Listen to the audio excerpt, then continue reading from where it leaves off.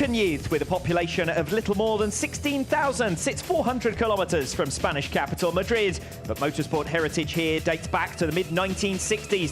Street races in the historic town proving the inspiration for the modern purpose-built venue that's hosted the Pirelli Aragon round of the Motor FIM Superbike World Championship since 2011. Motorland Aragon is a busy bike venue. We've already been here twice for testing. The Spanish Championship visited in April. Junior GP will be here in a fortnight, and MotoGP is set for a return in 2024. A Hermann Tilke designed circuit with a 968-metre back straight. It's also notable for heavy braking. Almost 30 seconds per lap are spent on the brakes. No less than 8 corners taken at less than 100 kph, including turn 1, the heaviest braking zone on the circuit, where Jonathan Rea made his moves to win the 2022 season opener. Based on the weekend so far, Rea is also the man to watch through turns 4 and 7. Last chances to pass before 3 chicanes that interrupt the circuit's momentum. Keep an eye on tyre life as well through turns 10 and 11, most notably 16 and 17 to end the lap. Into those final 2 turns is the fastest straight of the season, riders scrubbing off 190 kilometres per hour at the track's final passing place. The longest lap of the season at almost 5.1 kilometres, fastest time set in the Superpole race.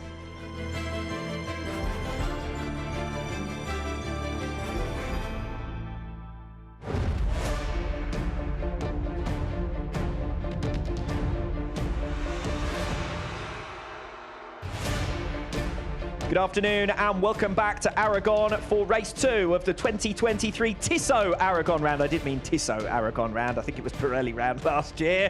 This morning, Álvaro Bautista steadied the ship with his first Superpole race win since Misano. The headlines for now are all still about his dramatic retirement from the lead of race 1 yesterday afternoon. To complete his redemption, it's a win that he will expect here.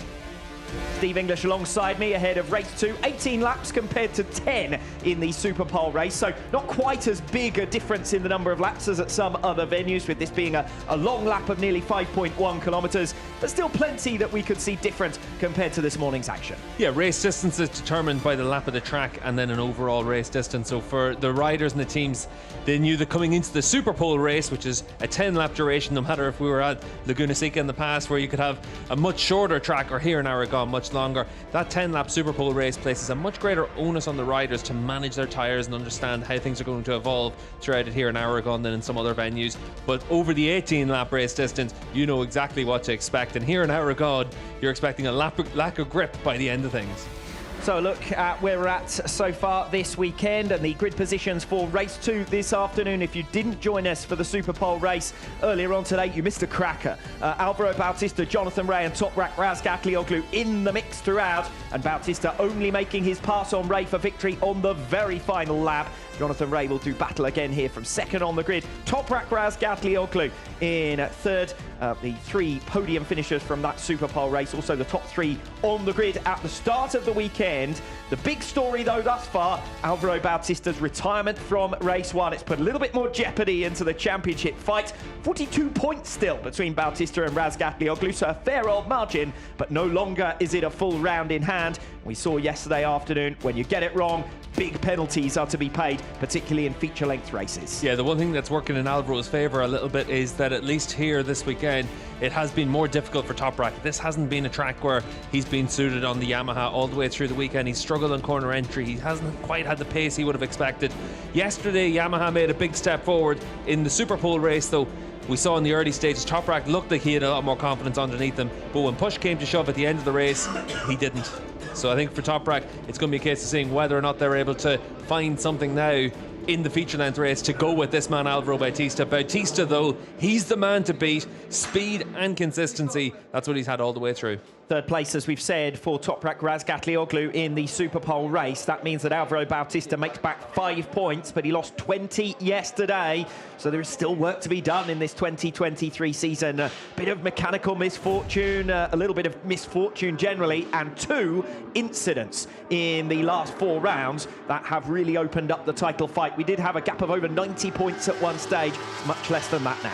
Yeah, and in the race this morning, you could see just how close it was at the front of the field. At that moment when Rea came back through on Bautista, you could see how much faith he was putting in the other riders around him that there wouldn't be an incident, because for Bautista, with all the points to lose in the championship lead, it would have been very easy just to, sit back, let the two boys fight it out. I'll just manage to come away with good points and keep chipping away.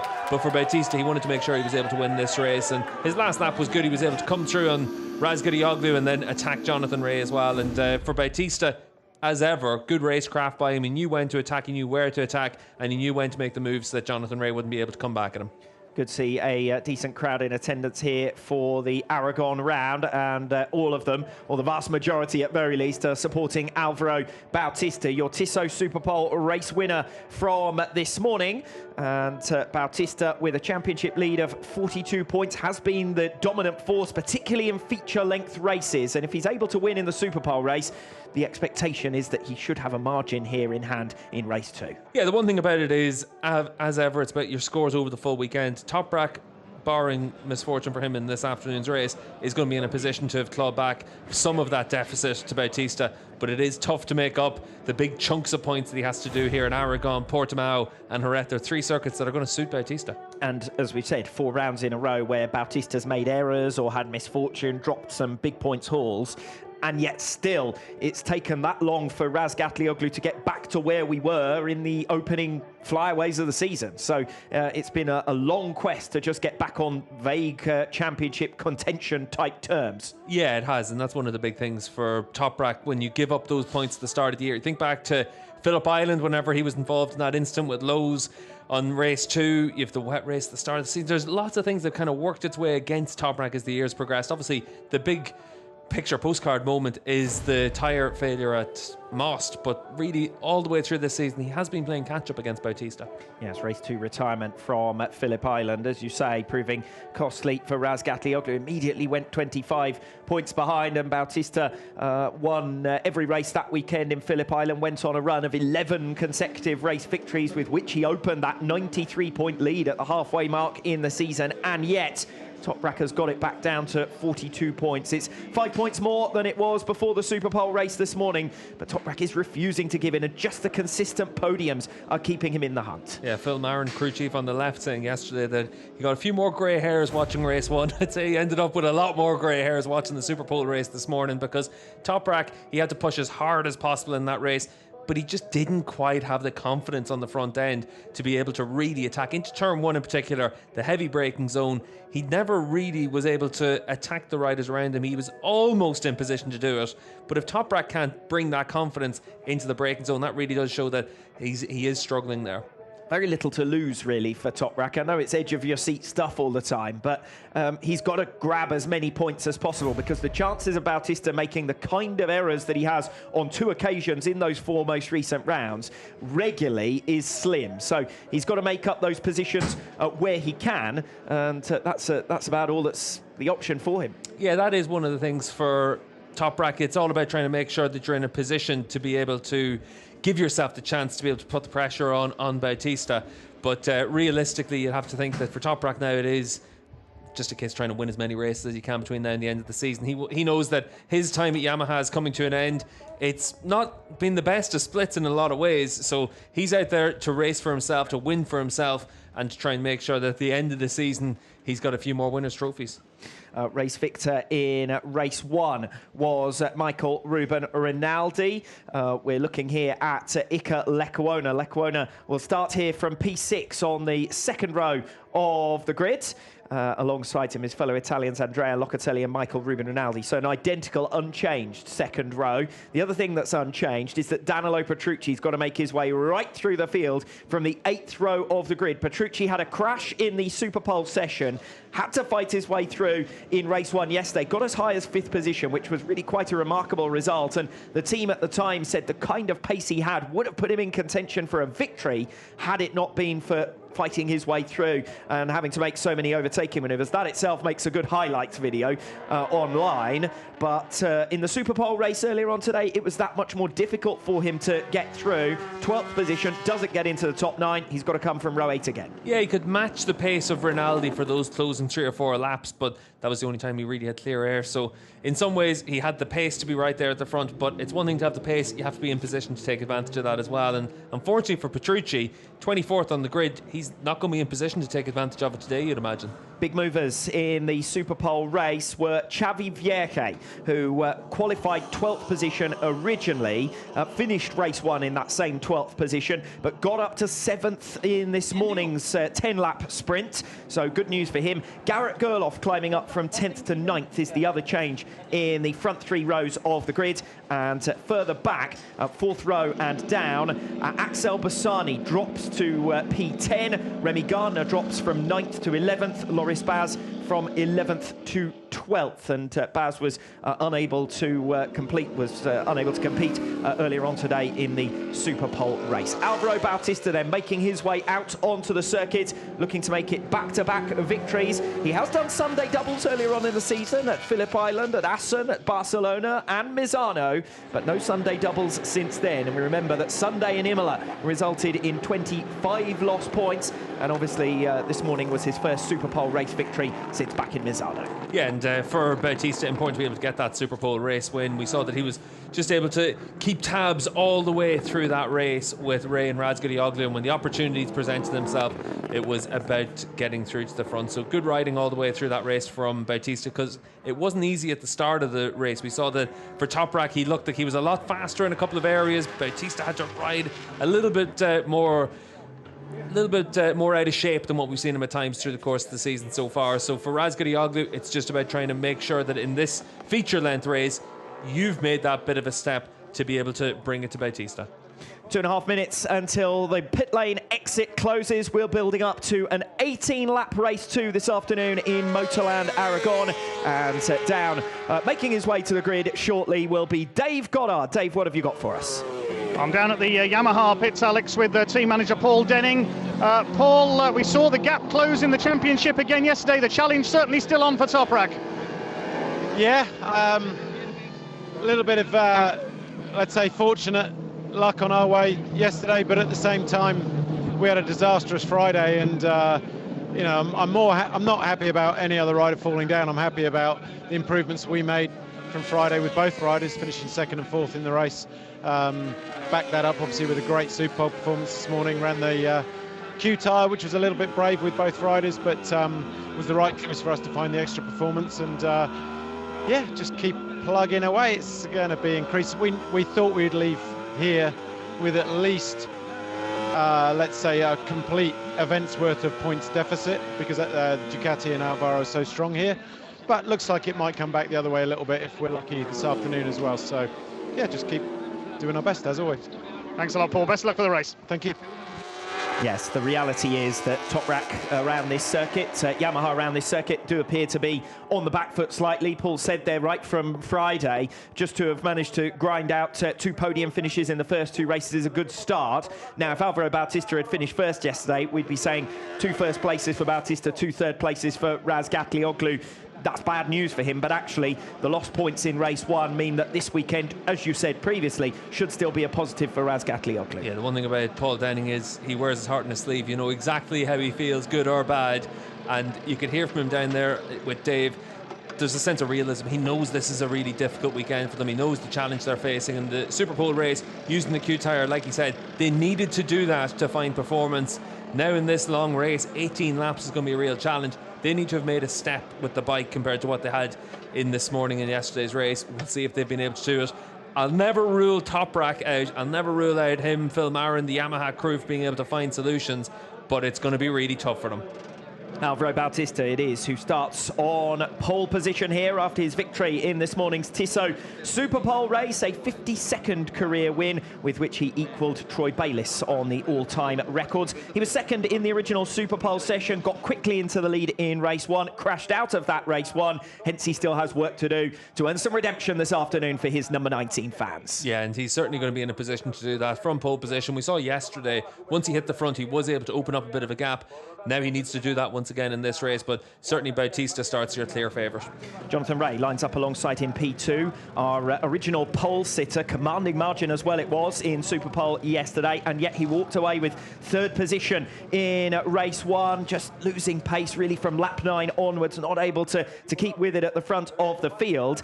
Second place in the Superpole race, so he's right there in the mix again at the front, but a podium's got to be the realistic target for him. That is the realistic goal, and if Rea's able to keep that run going of all those pole position podiums, it does show the progress that he's made with that package over the course of the last couple of months. Yes, podium stretching back to race 2 of the Italian round 7 of the campaign for Jonathan Rea. They've been harder to come by in the early weeks of the campaign, particularly the 2 overseas rounds. This is Toprak Razgatlioglu. He lines up in third place, just as he has for the 2 previous races this weekend. Came home in second position in race 1, denied by Michael Ruben Rinaldi. Good scrap between the 2 of them at the head of the field, and Jonathan Rea as well.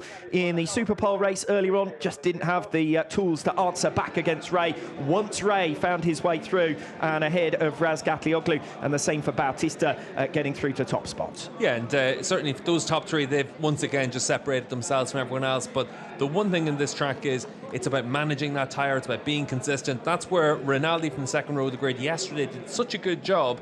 So even though some riders have a little bit more ultimate performance over the course of 18 laps, it's about having that pace and consistency around this track. Alvaro Bautista with your pole position. Victory in the Tissot Superpole race this morning. His 5th Superpole race win of the season to match Toprak Razgatlioglu. They're on 5 wins apiece. It's generally been Toprak in recent rounds who's had the upper hand over the 10 laps, 4 wins in a row over the sprint distance. So the fact that Bautista was able to end that run does rather demonstrate that here in particular, Razgatlioglu is on the back foot. It's been a good weekend so far, though, for Andrea Locatelli. 4th in Superpole, 4th in the 2 races thus far. We know he's going to have company from behind. The likes of Michael Ruben Rinaldi, in particular, will be attacking him from the start here. Yeah, good week for his crew chief, Andrew Pitt, on the left as well, crew chiefing for the Endurance World Championship winning team. So, again, we've seen what we get from Locatelli, which is that consistent top 5 performances. If he's able to get himself into the scrap for a podium, it's a really good job, but it's going to be tough to bridge that gap. Alongside him on row number 2 will be Michael Ruben Rinaldi. Rinaldi lining up here from P5. The winner of race 1 over the longer distance, managed his pace superbly in the second half of the race yesterday, and deep discussions there with Chaz Davies. Rinaldi was 5th position in the Superpole race earlier on today. The longer race should suit him. Yeah, Michael's been so relaxed all the way through this weekend. Obviously a lot of speculation about the future for him, but yesterday he gave everyone a good reminder of just how good a rider he is. The first rider that isn't Bautista, Rea or Razgatlioglu that's won a race in the last 2 years. So really did just show once again why he was able to get himself onto that factory bike in the first place, and now what he can do with it. Michael Ruben Rinaldi then in P5. Iker Lecuona completes the front 2 rows of the grid. We've got the Tambores de la Semana Santa de Alcañiz, the Holy Week drums. Special performance here in Alcañiz. Usually the processions in April that this accompanies, a tradition dating back to the 1600s, and apparently the drum a symbol of chaos and confusion of Christ's death in Holy Week, and performance a UNESCO Intangible Cultural Heritage of Humanity. That's a mouthful, isn't it? And not even from the crib notes, but they look pretty tangible on the grid there as we prepare to get underway here in Motorland. Aragon at second row of the grid then, Andrea Locatelli, Michael Ruben Rinaldi and Iker Lecuona in P6. It's been a more promising weekend for Honda, and they start this race too in 6th and 7th positions. Well, you mentioned chaos. There's the HRC bike. It's been an up and down season for them, but you have to say this weekend we've seen the good from Honda, and there have been weekends this year where we've seen them progress, give themselves a chance of getting into those top 6, 7, 8 positions. Lecuona has been fast all weekend. He had a double long lap penalty yesterday for a jump start. It was a bit bad luck really for Iker for that, but all the way through this weekend he's been up there in those 6th, 7th, 8th positions. If he's able to come away with another top 6 finish in this one, I think he's done really well. Challenge all season for Xavi Vierge has been Superpole performances. He was only P12 yesterday morning. He came home in that 12th position. position, but he's qualified in 7th for this one after that Superpole race. He's now climbed up to 9th position in the championship. He is the top Honda on points. Vierke should have a better race 2 than he had a race 1, considering that he's 5 places higher off the starting line. Yeah, and for Vierke, who's one of the riders using the Q tyre in the Superpole race, but like his teammate, like Rinaldi, like Locatelli, he was able to make it work, and he was in front of other riders using that Q as well. And you would have to say that from Vierke, that was as good as we've seen from him for a while. He looks comfortable around here. The Honda works well. If Honda can come away with 2 bikes in the top 10 for this race, then you'd have to say it's job done for that team. Obviously, that tyre only available in the mornings. It is a Superpole and Superpole race tyre, so Xavi Vierke will have to make a different selection here. He lines up on row number 3. Philipp Oertel, we've just seen alongside him. Good weekend thus far for the German. P8 in Superpole, P6 yesterday in race 1, and P8 again in the Superpole race to line up 8th position for race 2 here. Tom Sykes and Tommy Bridewell down there on the grid, and good to see Tom back here as well after his Donington crash. Nice to see that the recovery's going well. Completing 3rd row of the grid is Garrett Gerloff. Good ride from him in the Superpole race to get through from 10th position and up to 9th. He was 8th in race 1. That's roughly where he's been this weekend thus far. Yeah, and it's again another step from Gerloff. Once again, the top BMW rider. Yes, and by some margin on the grid here. Scott Redding is the next, along with Loris Baz, 12th and 13th positions. Pirelli Best Lap award winner this season is Alvaro Bautista, and that job already done with those series of fastest laps. So that's 3 rows of your grid completed. We will move on shortly with the 4th row. Axel Bassani, Remy Gardner and Loris Baz lining up there. Scott Redding, Michael van der Mark and Lorenzo Baldassari behind them. The one we watch for from the rear of the field is Danilo Petrucci, all the way down in 24th position. He's got an awful lot of work to do this afternoon. Yeah, for Petrucci in yesterday's race, he was able to come through the field, but it's going to be a very different story in this one, because for Petrucci, everyone else now has that information, that data to try and make an improvement from yesterday. We'll see what he can do from the back of the field, though it is going to be interesting. 4th row of the grid then with Axel Bassani, Remy Gardner and Loris Baz. As I said previously, Bassani actually had a pretty decent Superpole, but he was nowhere in terms of pace on Friday, and he hasn't shown a lot of pace since, particularly in the Superpole race this morning. He'll look to end on a high. He has occasionally improved as weekends have gone on this season to really fight his way through the field. So Axel Bassani, just a quick comment on him, lining up in 10th position on the grid. Alongside him here, Remy Gardner in P11. Gardner originally qualified in P9, was 7th at the end of race 1, 10th in the Superpole race, so just missed out on the opportunity to improve his grid slot by a couple of places. And rounding out that row, number 4 will be Loris Baz. He qualified 11th place. He's hit problems already this weekend, so he'll just be hoping for a clean race to finish his weekend this afternoon. Dave, I think you're back in position down on the grid. Yes, I'm here with Philipp Oertel. Philipp, one of your strongest weekends so far, and looking for another top 6 and fight for independence honours today. Yeah, of course. Of course, with Danilo, I have a very strong competitor, but also the other riders are very strong. I was very fortunate that I could save the FCQ tire over the duration of the Superpole race, and I'm happy that I can start from P8. I think that's good for us. We worked a little bit on electronics for today, and let's see if we can do even better job today. Thanks, Philipp. Good luck. Thank you very much. Philipp Oertel then will be lining up from P8 with Garrett Gerloff alongside him, 9th on the grid. And it's been good work thus far from Philipp Oertel. He is your top-ranked independent rider at the start line here with 18 laps ahead of us. Scott Redding then will be lining up from row 5. Michael van der Mark and Lorenzo Baldassari. Does underscore what a good job Garrett Gerloff has done thus far. The fact that the next best BMW is P12, but then there's 3 BMWs, 12th, 13th and 14th. So Garrett Gerloff has rather got the step on the other BMWs this weekend so far. Scott Redding's come away with 2 11th places, and obviously that was worth points in race 1 yesterday afternoon. Yeah, BMW have been closely matched all the way through this weekend across the 4 riders, which means they're all doing a good job to get as much as he can out of that package. Michael van der Mark then starts from P14, Superpole session, and the riders from here on in, all based on those Superpole performances. 2 13th places for van der Mark, still not fully fit, fighting his way back. Just to be alongside Scott Redding there is good enough for him for the moment. It's just about getting that bike fitness back. It's just about making step-by-step progress. Mikey's gone through an awful lot of bad injuries in the last couple of years. He just needs to be ready for round 1, and next year is the real target. Lorenzo Baldassari looking good on the grid at very least. P15 in the Superpole session was a good result, but still scoreless this weekend. 17th in race 1 and down towards the back of the field, P21 in the Superpole race. The bigger names, though, are behind him. Dominic Egerter, 16th position. We know he's not fully fit. He took another knock in free practice that has only exacerbated those shoulder worries. Just a single point in race 1 yesterday afternoon. Uncharacteristically, rather his weakest weekend of this 2023 campaign. The other rider to watch coming through the order will be Danilo Petrucci. He will be starting from 24th. 5 minutes till race start. We can join Dave Goddard on the grid. Yeah, it's great to see this man on the grid, former world champion Tom Sykes. Tom, great to see you back after your big crash at Donington earlier in the season. Getting back to full fitness now. Oh, definitely. Yeah, it's great to be back. I mean, I love this paddock. World Superbike Championship is definitely like a second home for me. So great to be here. I was in last year. Anyway, Sean. Dave, I think we're going to have to come back into commentary. We're losing you there with Tom Sykes. That's the quietest Tom Sykes interview I think I've ever heard, Steve. It's definitely the shortest Tom Sykes interview I've ever heard. But you can see Petrucci down there in the back row of the grid.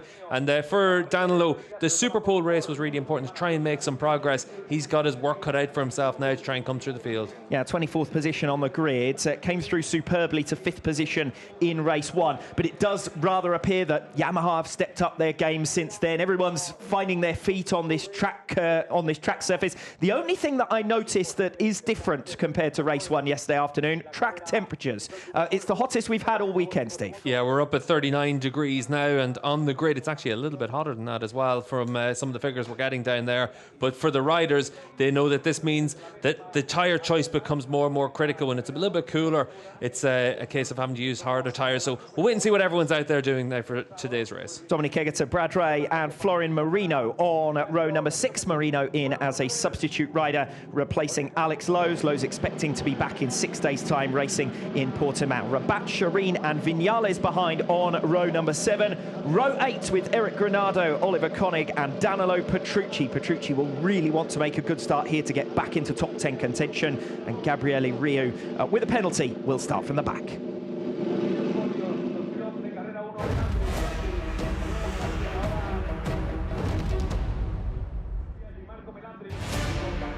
Alvaro Bautista will lead the championship going to Portimao in 6 days' time. But what will be his leading margin? 4 Sunday doubles earlier in the season. Bautista targeting another here. Favourite after a hard-earned Superpole race win this morning, his 5th of the campaign. But having dropped major points in 4 of the last 6 feature-length races, recent form has reminded us nothing can ever be taken for granted.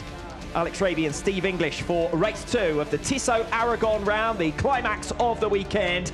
And Bautista hoping that he can make the start and do the job that he didn't quite finish properly in race 1 yesterday afternoon. Yeah, for Alvaro Bautista, yesterday he was able to hit the front of the field, but then he hit the ground twice. So for Bautista, it is a case of trying to make sure you make a good start. You know that Ray Razgadioglu, they're going to be contending with you for those opening few laps. It's about making sure you're able to stay at the front and then just run your own race, because we know that if Bautista's left to his own devices, he's got the pace to be able to pull away from everyone. We saw it this morning once again. He's got about 3 or 4 tenths of a second in hand in that final sector, and that's the key overtaking opportunity for him.